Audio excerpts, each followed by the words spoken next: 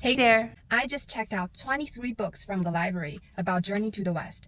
I want to find out which book from here tells the best story of Wukong. Every ancestor is my ancestor because humanity's story belongs to us all. It is definitely the most trendy game to play right now. Why am I killing all these bosses and for what purpose? It's based on the classic 16th century Chinese novel Journey to the West. The art and environment are captured from the actual 3D scan of architectures that still exist in China. China's civilization spanned thousands of years, and we do see glimpses of that in Black Myth Wukong. As humans, we are connected by the collective history of the world. Regardless of where we come from, we can learn from and be inspired by the past of any culture. Hello my friends, my name is Kathy. I was the girl who spent her free time at bookstores growing up, and now one of my biggest hobbies is spending time in all kinds of libraries across the US. Recently, a bunch of my friends started to play a game called Black Myth Wukong, which was just released in late August 2024. And in just a few weeks since its release, the game seems to be experiencing major success, surpassing 20 million sales worldwide. To give you some quick context of this game, Black Myth Wukong is an action role-playing game, RPG, being developed by Game Science Studio, which is a Chinese developer. It's based on the classic 16th century Chinese novel Journey to the West, which tells the story of the Monkey King, also known as Sun Wukong. The world of the game is heavily influenced by Chinese mythology. You will encounter demons, spirits, and legendary creatures. The game has attracted interest from both Eastern and Western markets, which is unusual for Chinese games. What sets Black Myth Wukong apart is its blend of traditional Chinese culture with modern gaming technology. While games like Ghost of Tsushima introduce Japanese culture to the Western audience, Black Myth Wukong has the potential to do the same for Chinese culture on a similar scale. So let's just peel this juicy onion together. I'll be covering some of the culture context, the original novel, adaptations, and what made this game so popular in the gaming community.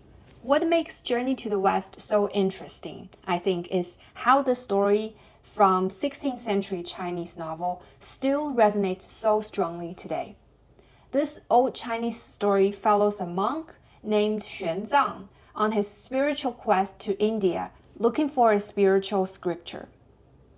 One major highlight of this book is that the Monkey King, Sun Wukong, thinks of him as a superpowered prankster who can do just about anything. People adore him because he's razor sharp and he has a mild-wide renegade streak. And the cool thing is, it doesn't matter if you are a comic book fan or you love classic literature. There is a Journey to the West out there for you. It's crazy how many interpretations there are. So why don't we start with something that's instantly engaging? Something like comics and graphic novels. I mean, who doesn't love a good visual story, right?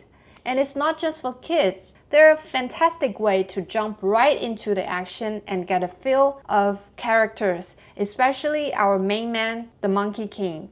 These are awesome entry points for sure, especially if you are a visual person, and they can be really engaging for any age. I like this series of Adventure from China, Monkey King. The illustrations are incredible.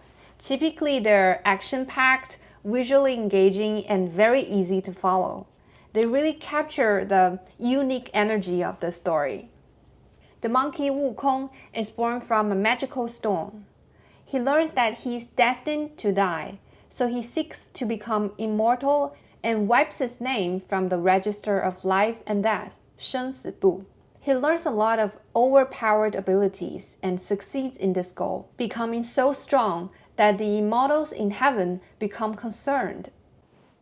This headband is not a crown, although it may look decorative. To provide you with some context, in Journey to the West, the golden circlet, this one, has power to subdue any beings with great power. In other words, it's actually used as a tool to make sure Wukong follows the order of the monk, who is also his master.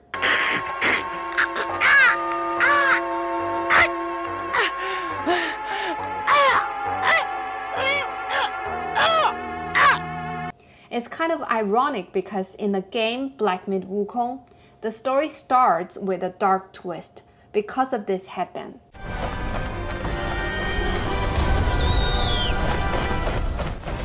Oh no. Oh shit.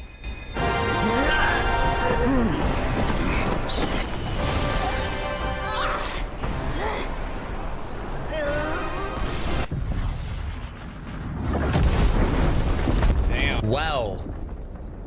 Why was that hurting him?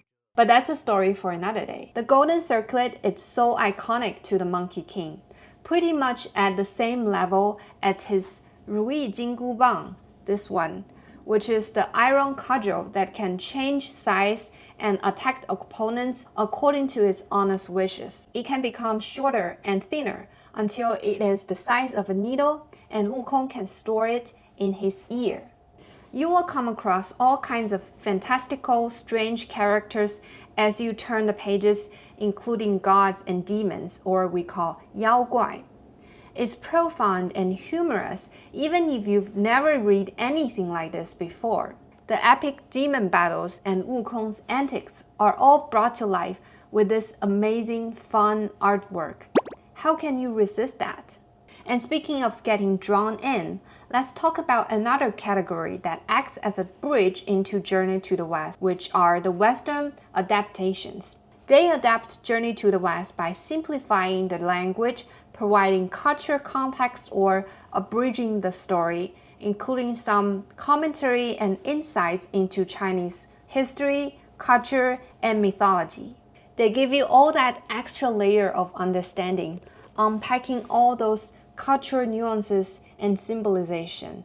Like, take the Monkey King's name for instance. Sun comes from the word Hu Sun, which means monkey. Pretty straightforward, right? But Wukong translates to awaken to emptiness. Suddenly it takes on a whole new level of meanings, right? And that's just one small example. In this category, I really like Julia Lovell's Monkey King. It's a pretty popular example that captures the essence of the original novel. It is a shorter version. She says in her foreword that she has to kind of pick and choose for the sake of book length, which I believe make it much easier for a Western audience to appreciate the humor, the philosophy, and adventure. The narrative of Black Myth Wukong follows the original novel, which is a typical narrative method of Eastern literature and philosophy. It is very different from Western literature. The East pays attention to artistic conception and blank space or white space. Even if you set up this story to be presented in Western languages, the narrative method is still very Oriental. Journey to the West is already very easy to understand compared to other Chinese classic literature. But without any in-depth study, it's still pretty challenging for Westerners to fully understand, especially at the philosophical level. Daoism, Buddhism, and Confucianism blend and collide here, which is really charming. Simply by reading the English translation will be pretty challenging to understand the depth and real meaning hidden in Chinese characters. This is something only the countries that have historically used characters of Chinese origin, like Vietnam, Korea, Japan, that can fully grasp. Like in Chinese culture, there's Tang poetry from Tang Dynasty, which was introduced to Vietnam and Japan, leading to the creation of their own style of poetry. But they all share similar rules and structures with Tang poetry. And that is why, honestly, I have so much respect for anyone who tackles these translations really well. Journey to the West has inspired operas, plays, movies, and now into video games. Wukong has changed over time. So we're not just talking about a story that's stuck in the past. It's actually evolving, still inspiring new stuff even today. The story Journey to the West is a blend of Confucianism, Buddhism, and Daoism. Within the realm of how they operate in Journey to the West and Black Myth Wukong, Buddhism believes that the reason why people have so much pain and so much unfreedom is that people have an obsession that they cannot let go of. The so-called nirvana refers to the state of freedom from worry and suffering by letting go of obsession. So to achieve nirvana, one has to eliminate things like greed, hatred, ignorance, attachments, and obsessions in order to escape the cycle of rebirth that's caused by karma. On the other hand, in Daoism, the main focus is balance between yin and yang, and also balance with nature. And the end goal is immortality. Immortality doesn't mean you can't ever die, but you just stop aging and you can live for a very long time. In this collective celestial pantheon, there is pretty much a hierarchy and an order to everything. Anyone who doesn't obediently fit into that order will be dealt with accordingly. The game has attracted interest from both Eastern and Western markets, which is unusual for Chinese games. What sets Black Myth Wukong apart is its blend of traditional Chinese culture with modern gaming technology. While games like Ghost of Tsushima introduce Japanese culture to the Western audience, Black Myth Wukong has the potential to do the same for Chinese culture on a similar scale. This is also an incredible experience for me because I can witness the increasing Western interest in Chinese stories through this game journey. As some of you might be aware, China was closed off from the world for a very long time and was virtually a closed economy until 1978. China's civilization spans thousands of years with a history, philosophy, architecture, language, and culture that's so vast and rich, and we do see glimpses of that in Black Myth Wukong. I know there's a lot of debate about what kind of impact it will have in the West. There's a lot of controversy, and the fact is, a lot of Westerners still believe that China is not a creative country, which is unfair. I don't believe that. I have lived in China for a very long time, and I can say there is a huge amount of creative potential there, just like anywhere else in this world. Why is Journey to the West such a great book? The reason is not just because it's a great story, it's because behind this over hundreds of years, people have managed to use this book to debate basically the meaning of life. It supports so many different interpretations, so many different themes, bureaucracy, Confucianism, Buddhism, and Daoism.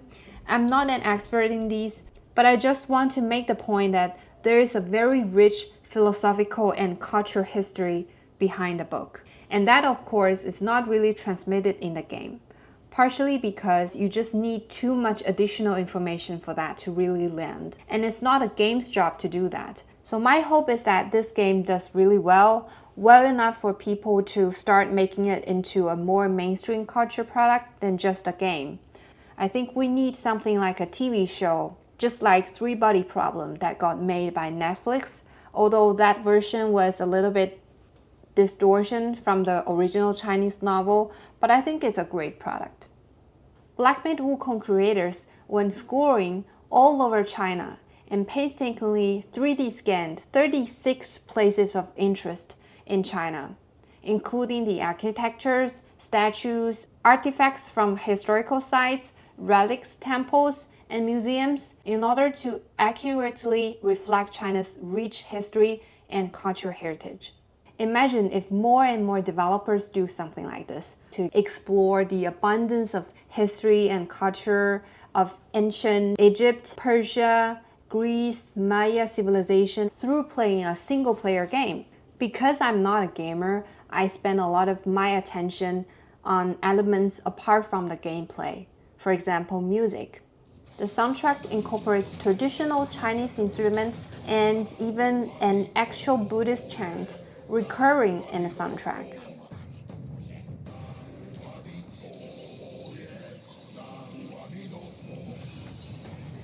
I am not a Buddhist, so I don't want to speak out of turn here, but as I understand it, this is the 往生咒 or the rebirth mantra. Reciting this mantra is believed to grant you a peaceful life, but it's also apparently a mantra for the afterlife that can be used to save the dead by eliminating sins and bad karma that comes from killing, stealing, lying, lust, greed, etc. So it's really cool that they're layering this rebirth mantra into the soundtrack. It's really creating a distinct cultural atmosphere.